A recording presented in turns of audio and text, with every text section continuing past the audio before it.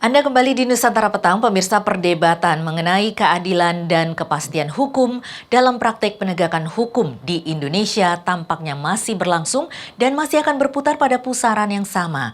Apakah tujuan utama penegakan hukum di Indonesia masih jauh dari kata terpenuhi?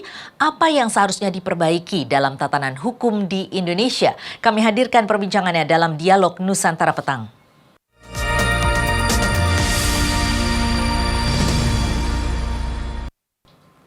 Dan pemirsa, saat ini saya sudah bersama dengan Profesor Dr. Oto Hasibuan, SHMM, yang merupakan Ketua Umum Pradi. Selamat petang, Prof. Oto. Selamat petang. Iya, Prof. Oto, sehat, Prof? Sehat ya. Iya, Prof. Oto, ini mengenai penegakan hukum di Indonesia hingga saat ini. Anda melihatnya seperti apa? Iya, halo. Iya. Prof. Oto? Ya, Prof. Oto, mengenai penegakan hukum. Penegakan hukum kita sekarang ini saya melihatnya ini masih masih berat sebelah ya, masih belum sepenuhnya seperti yang kita harapkan ya. Sebenarnya kan hukum itu kan harus bisa mencapai 3 poin yang utama, antara lain adalah keadilan, kepastian hukum, dan kemanfaatan. Iya.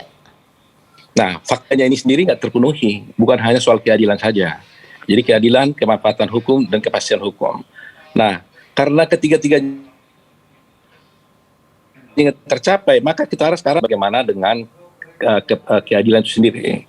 Nah, kita lihat di masyarakat ya, karena betapa banyaknya keresahan yang dirasakan masyarakat sekarang ini. Bahkan internasional juga memberikan indeks yang sangat rendah kepada kita dalam hal berdemokrasi, demikian juga tentang kepastian hukum. Nah, oleh karena itulah saya menyoroti dan mendukung penuh apa yang disampaikan oleh Pak Jokowi beberapa waktu baru-baru ini, yang ingin merubah suatu undang-undang tentang ITE ya, undang-undang elektronik ya. Ya, ini mungkin salah satu patokan kita dulu untuk supaya bisa berbicara tentang keadilan ini. Karena kalau kita bicara luas kan nanti tidak fokus ya. Jadi saya ambil contoh di dalam menganalisisnya mengenai undang-undang ITE. Nah, resahnya masyarakat beberapa waktu ini ya, orang takut katanya untuk bersuara karena kalau umpamanya mengkritik takut ditangkap dan sebagainya. Nah, ini terus terang aja sudah berlangsung cukup lama. Walaupun demikian, saya tetap mengapresiasi apa yang dikatakan oleh Pak Jokowi, karena lebih baik terlambat daripada tidak sama sekali gitu. Nah, beruntung kita karena upaya ini dipropose atau diinisiasi oleh Pak Presiden sendiri, inisiasinya. Kalau tidak mungkin akan sulit gitu. Nah, rupa-rupanya Pak Presiden sudah menyadari betul, ya, baik di internasional maupun di domestik, kita ini mendapat perhatian luar biasa betapa rendahnya kesadaran hukum dan penegakan hukum di dalam masyarakat. Iya. Ya. Nah, undang-undang ITE ini sendiri bayangkan saja begitu karetnya gitu. Banyak undang-undang di zaman Belanda yang begitu karet, tapi undang-undang ITE ini lebih karet lagi gitu loh, dan sangat berbahaya sekali bagi masyarakat. Dan kalau ini memang tidak dirubah, menurut saya itu akan bisa merusak reputasi bangsa ini, merusak reputasi Bapak Presiden, dan merusak demokrasi di Republik kita ini. Jadi oleh karena itu, saya berharap ya, segera memang revisi undang-undang ini segera dilakukan. Potret daripada keadilan penegakan hukum kita ini terakhir ini memang agak buruk ya, mungkin boleh dikatakan sangat buruk mungkin ya, sangat buruk ya. Jadi kami sendiri seorang praktisi yang ada di lapangan, baik di pengadilan maupun di penegakan hukum di polisian, di KPK, kami merasakan hal itu sehari-hari.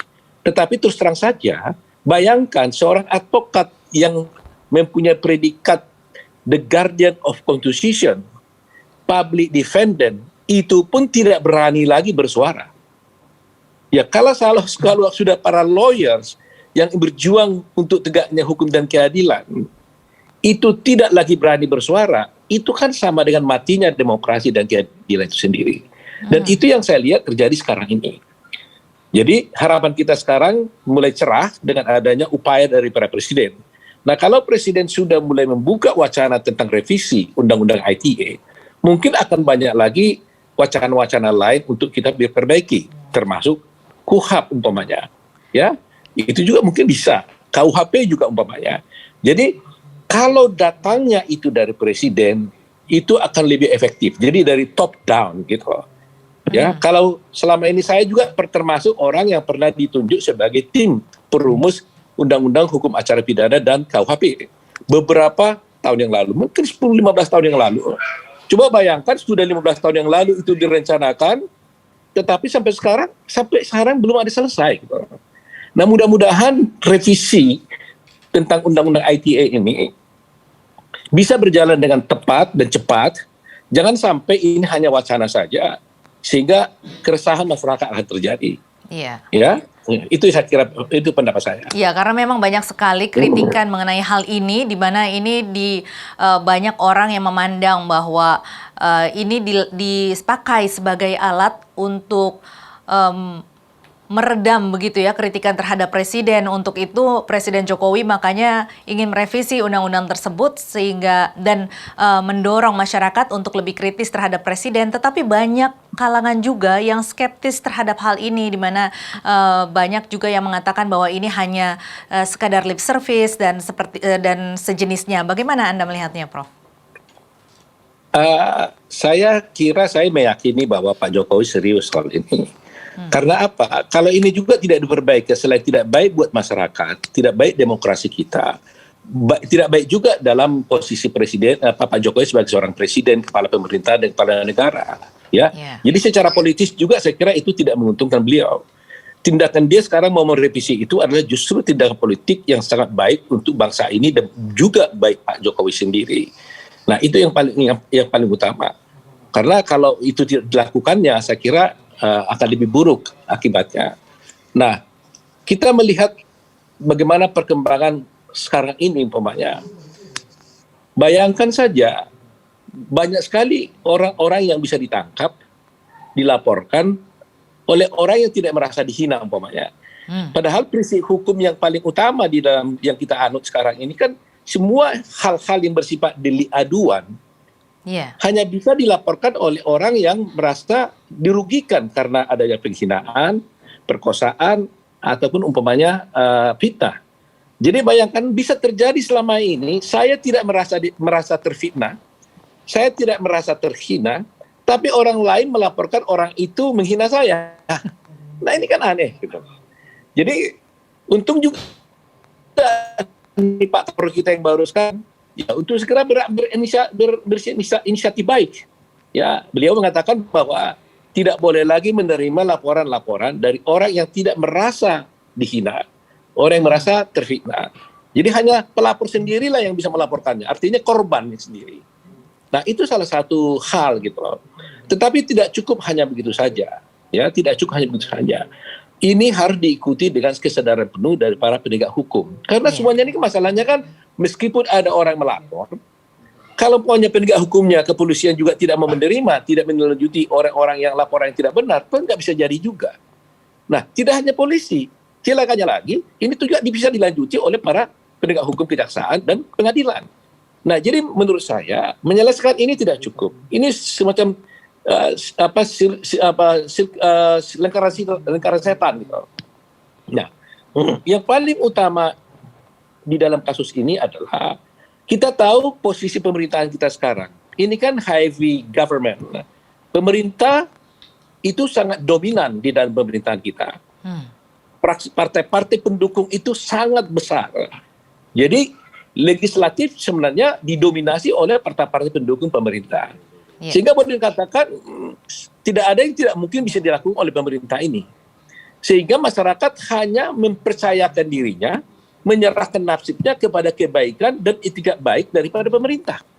Jadi kalau pemerintah sendiri tidak beritikat baik untuk menyelesaikan tugas ini tidak akan selesai.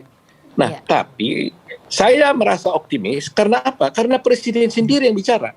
Nah, kalau presiden sendiri yang bicara, sementara beliau didukung oleh partai-partai politik yang begitu banyak, yang boleh dipastikan bisa majority mengambil keputusan di DPR, sehingga kalau memang diusahakan dengan sungguh-sungguh, saya kira DPR dengan pemerintah akan cepat bisa melakukan revisi ini. Baik. Tinggal lagi persoalannya, revisi yang mana nanti yang terjadi?